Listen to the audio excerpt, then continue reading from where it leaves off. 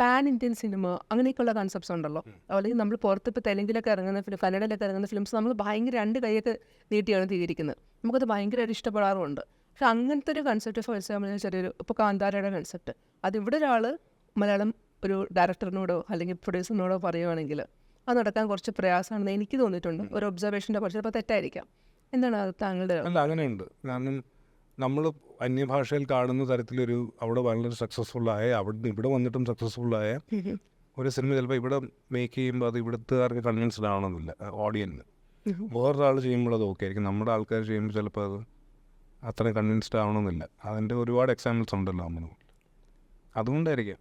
പിന്നെ pan Indian ആകുകയാണ് ഒരു cinema basically. ഇപ്പം പാൻ ഇന്ത്യൻ എന്ന് പറഞ്ഞുകൊണ്ട് ഷൂട്ട് ചെയ്യുക. സാധാരണ ഇപ്പം ബാഹുബലി അല്ലെങ്കിൽ ഇപ്പം KGF ഇറങ്ങുമ്പോൾ എനിക്കറിയില്ല എത്ര പേർക്ക് ഇവിടെ യാഷിന് എത്ര പേർക്ക് അറിയാം. യാഷ് അതിന് മുമ്പ് എത്രയോ പടങ്ങൾ ഇവിടെ ഉണ്ട്.